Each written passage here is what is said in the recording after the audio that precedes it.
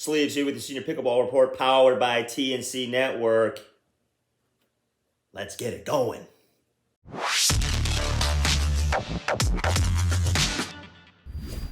Today we talk with Professor David George of Naples JBB United from the newly formed National Pickleball League. But before we get to that, if you like this content, consider subscribing.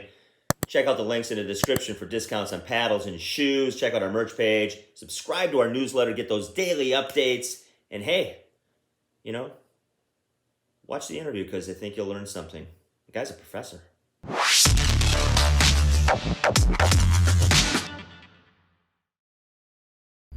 The professor, David George from JBB United Naples of the newly formed National Pickleball League. Welcome to the Senior Pickleball Report, David. Thanks, man. It's an honor and a privilege. Right on. So let's start like I do with everybody. This game that has captivated the United States and eventually the world is something that we all, I think on some level, were taken by surprise. So how did it enter your life? Well, let's see. What year is it? 2023. Okay. So it's been about 2 years. All right. So we had a little COVID break. I know a lot of us are kind of COVID adapters. So yeah. I started playing a lot of tennis competitively because we could play outside at the private club and get away with that. And then around this time, 2 years ago, I went to sign up for the Blueberry Fest. All right. This is some local event in Plymouth, Indiana. They get 250,000 people, little carnival like booths, hot air balloons, old cars, stuff like that. I had played in the tennis tournament 18 years in a row.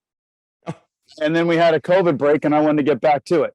And so I go to sign up with my partner and they're like, there's no tennis. I'm like, what do you mean there's no tennis? I've played there 18 years in a row. And then they're like, we'll have pickleball instead. I'm like, what the heck is that? All right. And that was literally how it started. So that's Labor Day 2021. So it's just almost been 2 years. And so then I'm like, pickleball. And I'm like, oh, I think this is the sign of the times. Tennis is going like this. Pickleball is going like this. So I start researching it. Then I just go out there to a local park on my way to work. And I'm like, that's pickleball. And so I pick it up for a while, goof around a little bit. And then a few months later, you meet some people, find some people, and I'm playing pickleball now. Yeah. And now you're in a professional league. So things obviously move really fast.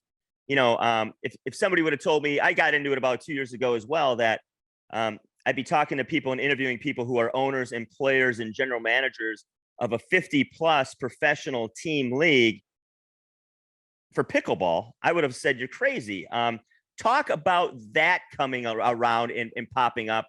And then we can get into, you winning the combine, which is a story in itself. So, talk about professional pickleball for someone that's, older than 50 years old.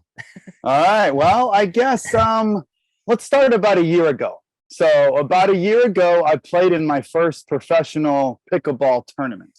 It was an APP tournament in Indianapolis. Mm-hmm. All right. So it's only a couple-hour drive from my house here in South Bend. I drove down there. I'm 48 years old, so I'm playing with Open Pro Division. One of my first matches on center court was against Gabe Tardia, who was literally 1/3 my age. He was 16, I was 48. But I start talking to people, and I'm like, hey, I'm trying to get some experience. I'm trying to play. Here's what I want to do. Next year, I want to play in some senior pro events, blah, blah, blah. And so I run into Rick Witzkin and John Sperling. Oh, man. All right. And they were extremely nice to me.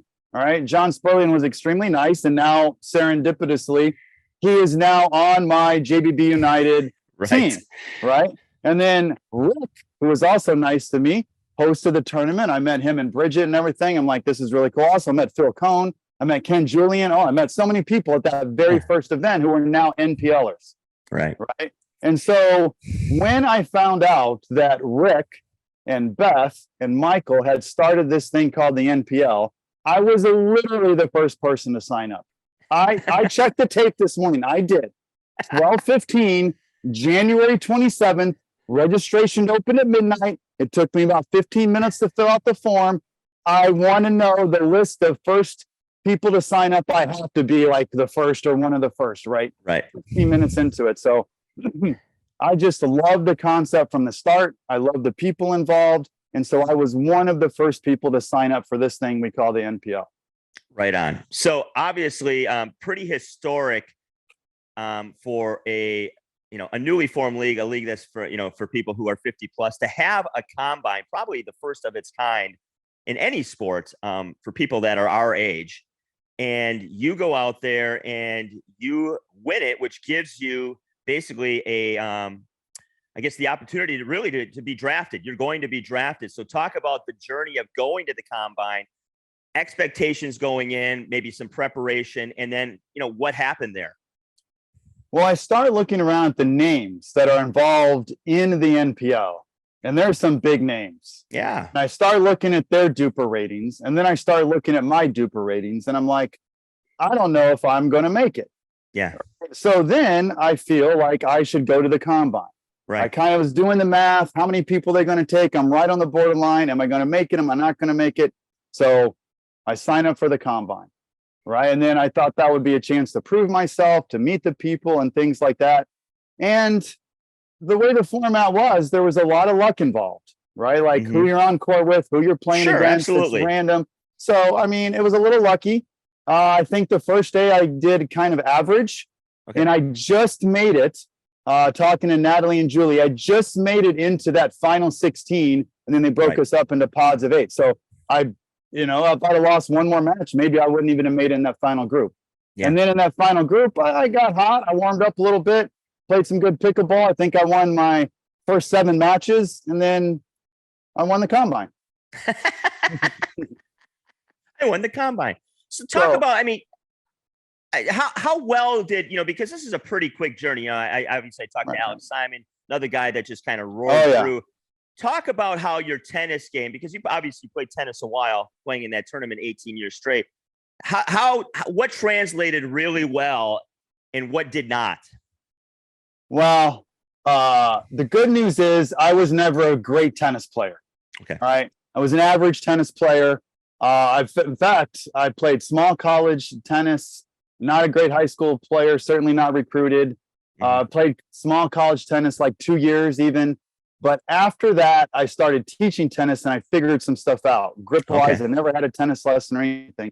So the good news is I didn't have big, heavy topspin shots, through training. And I played a lot of doubles, kind of natural, like fast hands and things like that. So,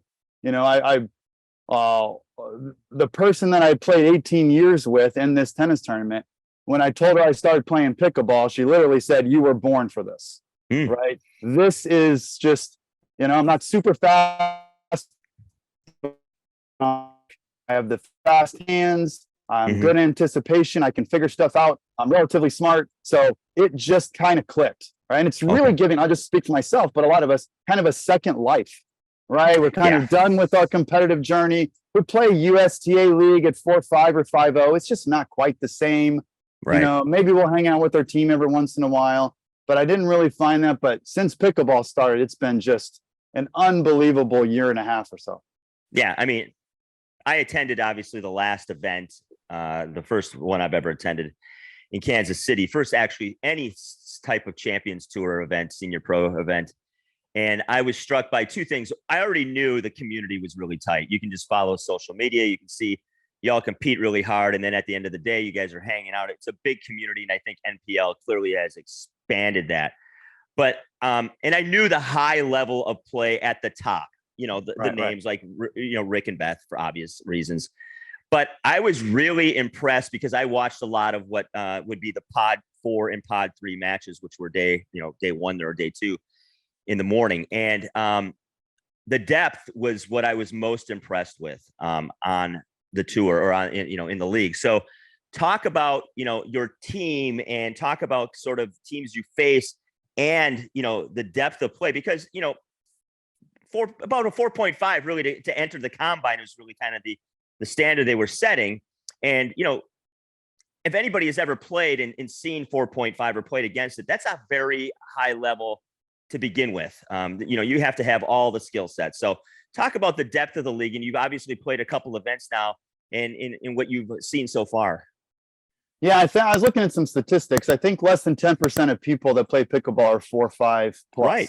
So it's a pretty elite group to start with. And the way the league is set up, where every match is worth 1 point. So if John Spurley and I win, great, we get 1 point, right? But if Pod 3 wins men's doubles, they get 1 point. Everything's the same.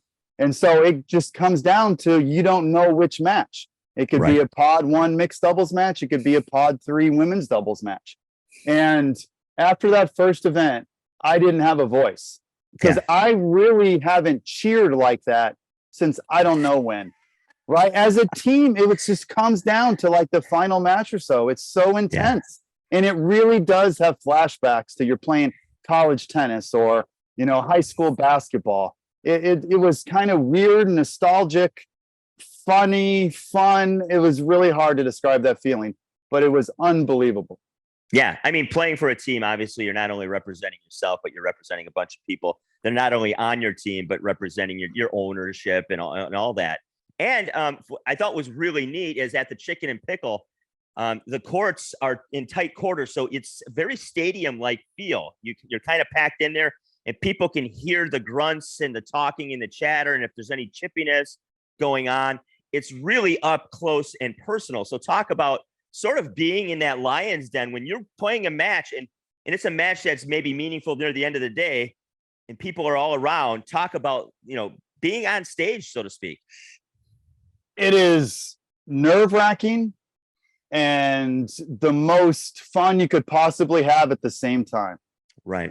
We're playing on the commentator court. I think I saw you doing some commentary too. Yeah, super fun. I could, you chase the ball and you would hear Ari talking about you chasing the ball, like right there. It was so much fun. Yeah. And we had almost an hour match. It's grinded out. There is 5 and 6 people deep. People standing on the tables to see. All right. Yeah. This is John and I's match against the other Pod 1 doubles teams. And it was 3 games. Every single game was close. Every single mistake, the other team's cheering. My head is down. Every single good shot you make, everyone's cheering and you're all pumped up. It's just really, I don't even know how to describe it. New paddle company, Pickle, PCKL, great paddle line, great price points. Anything you want from starter paddle to intermediate to a Pro Series high-level paddle. Check them out. Get 15% off using my discount code. Pickle. It's the future. Are you looking to stay up to date on the latest pickleball news and tips? Look no further than the Sleeves Senior Pickleball Report newsletter. Get the scoop on the sport, learn how to stay healthy while playing, and find out about upcoming tournaments. Subscribe now to get all the pickleball info you need. And then at a timeout, I'm like, Sperling's telling me what to do. Mary Helen Atkins is coming out. Jen LaCourse in the Pickleball Hall of Fame. I read her book. She's coming out and like coaching me. And she's like, dude, it's all so surreal. And that's what I was going to say. It's got to be very surreal. I was never really a high-level athlete at any level. I don't know what this is like. Some people, Jaime is on the Brazilian Davis Cup team. Like for him, it's like, but being across the net for him or professional tennis players, like maybe it's a relatively normal, but for me, so average that my athletic ability is just perfectly average. And for me to experience something like that is just really a surreal feeling, especially as you said, at 50 years old. I'm like, what? Right? 50 years old. Now I get to do this. Yeah. I have all these people yelling for me afterwards. They're all hugging you. I'm like, I didn't know these people, like a month ago. I mean, it really has been for me personally, and I think for other people on my team, just the best thing that's happened to me in a long time. Yeah. Anybody that I've talked to that's involved with this, whether they're a player, owner, or involved in any sort of way, has just been, they feel truly grateful, I guess would be the best word I put for this feeling, for the opportunity really to be not only highlighted, but treated like professionals. Because that's what I really noticed. You could talk about it and people come on and talk about it, but I was there firsthand and seeing how people were treated, not only by, the founders or the people running the event, but Chicken and Pickle in general as well. They take care of y'all really well. Somebody's always walking around seeing if you need something, asking if you need something. And then you got teams, cheering down in the corner. They got their own chant, their own cheer. It's really an unbelievable atmosphere in a pretty tight, small area, which even makes it more electric. So talk about playing, in Chicken and Pickles, because I can't imagine a better venue to get this thing off the ground. This is so perfect in so many ways. You've said a lot of the things already. You're in tight quarters. I know all the other owners, especially from the combine, because I was worried about if I was even going to be drafted. So I am playing a little bit of a social game and trying to make friends with all the owners. Phil remembered me, but Rick and Carol, I got really close to them in particular. And I see them on the other team. They're kind of rooting for you, but rooting for their own team as well. Yeah. And it's a cool feeling. My owner in particular, Bob Strumman, treats us like legit professional athletes. Yeah. All the time. He pays for stuff. He picks us up for the airport. He would go to team dinners. It does feel like being a professional athlete. We get the swag bags. We get all the sponsorships. We get the shoes. We get the uniforms. It is really a cool feeling. Right between our matches, they're like, oh, you got to come over here. You got to be measured for your uniform. And we have professional designers. And they're like, does this look good on you? How do you feel about this? I'm like, you talking to me? Like, wait, you want my opinion on design? Have you seen me dress? And like all these things. So it really is. And I know that's one of the first conversations I had with Rick when he talked about the concept of the league. He said, well, I really want to do this first class. Yeah. I want people to feel like legit professional athletes. And I think so far it's exceeded at least my expectations for sure. Yeah. It's incredible. And I've only been to one event and I'm not even playing it. It seems to be something that has a trajectory that is, I don't know. Let's talk about that. Where do you see this going? I know it's, crystal ball stuff and you have no idea. It's the first year, things change. You kind of see what works, what doesn't work. You're only 2 events in, but where's this going? From what it sounds like, because I consider Michael and Beth and Rick some of my best friends in life now. Yeah. And so even like when we're in Cincinnati at a different tournament, the 4 of us went out to dinner and some other people. So they were telling me some of their plans. Yeah. I don't know if there is a limit. It just seems at least right now, the demand is so high. I run into so many people. I was in Beer City like yesterday, Cincinnati, and a few other things that people are like, how do I get in? Now that they've seen it, they want in. Yeah. Right. And they've told me they already have another 6 teams for next year, already committed. So we're expanded 12 teams already. And they have different plans and stuff like that. Yesterday, I was talking to Eva Welsher and some others, like their vision for the league and what they want to do. I talked to my owner, Bob Strumman, as well. And I don't know if there is a limit. I know they have big plans. And so far, a lot of those plans have come to fruition. Yeah. And I think you're very fortunate because you have a lot of people who have lived really successful lives in many different facets. And you really have a talent pool besides just a player talent pool of different backgrounds to really kind of put all your heads together and make this thing something else. Because, it's one thing when you got somebody that's started a league, bought a league, whatever it is, and then they kind of hire a bunch of people. But, y'all can kind of just parse things out and kind of go, okay, you're an expert in this area, maybe law, and you're an expert in this area, maybe advertising and marketing.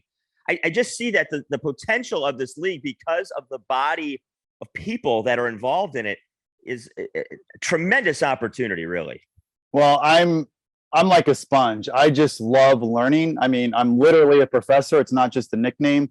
I spent 20 years in school, post high school, right? And so I'm constant learning. This is what I do for a living, is learn, basically. And I'm just a sponge at meetings, at team dinners, on and off the court, just all this knowledge from all these different people in all walks of life, both pickleball and outside of pickleball.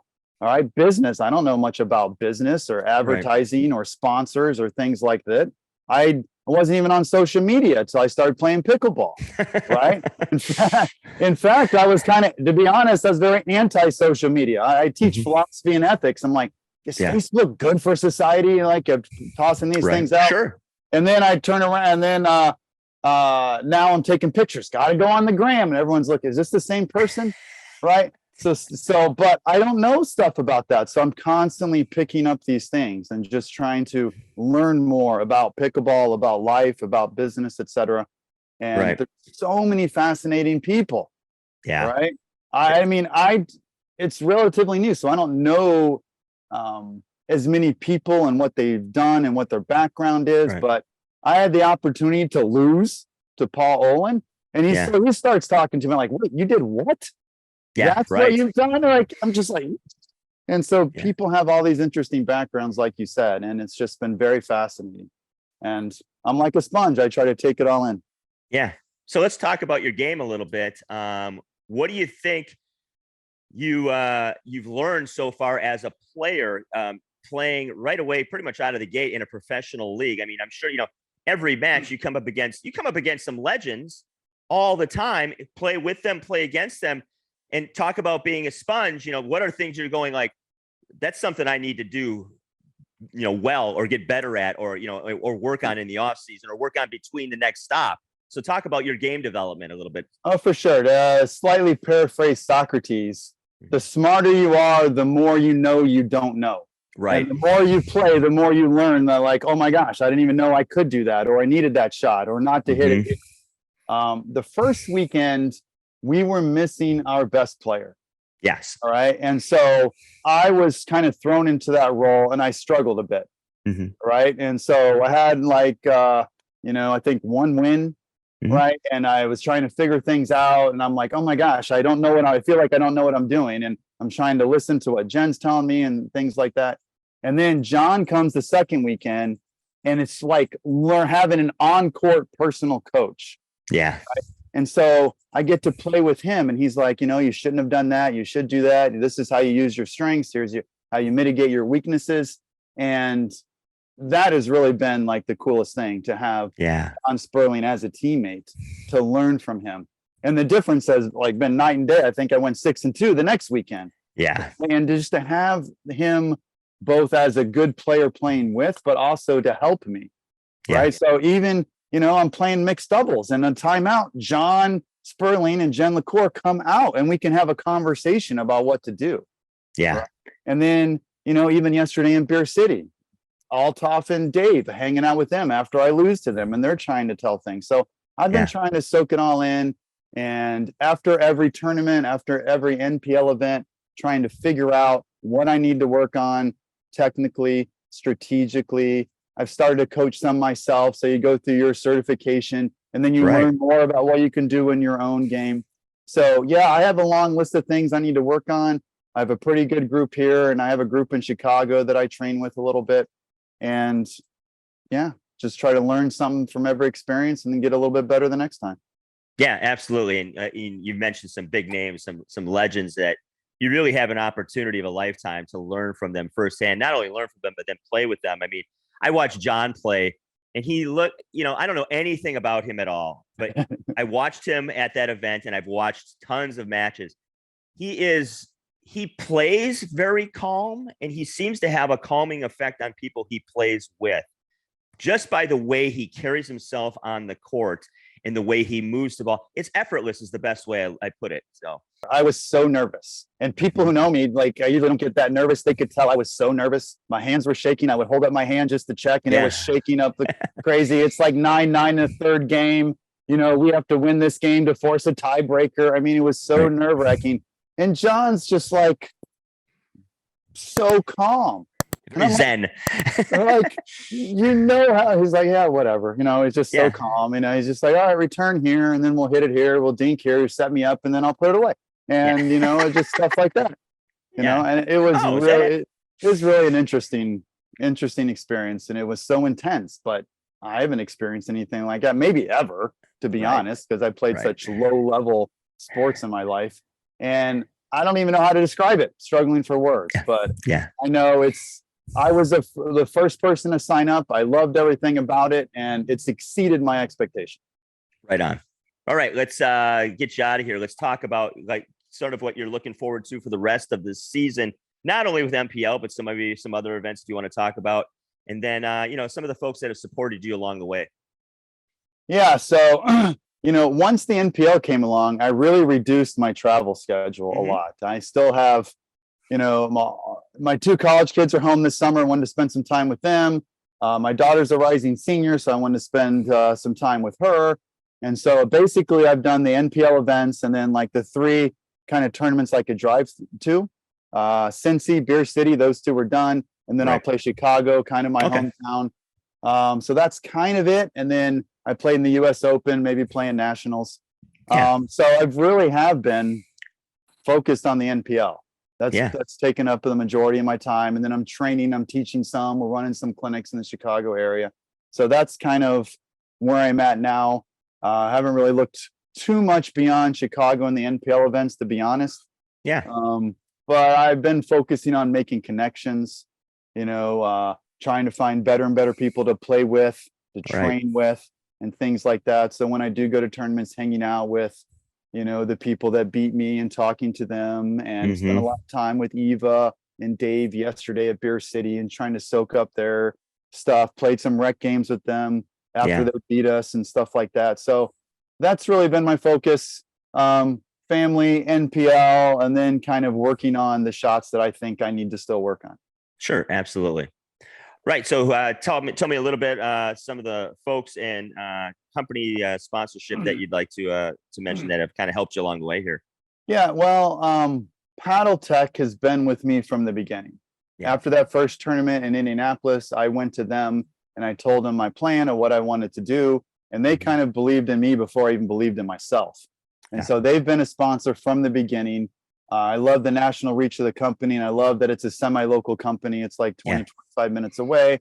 I know Curtis and Annette. That means a lot to me. So they're really the company that's been with me from the beginning.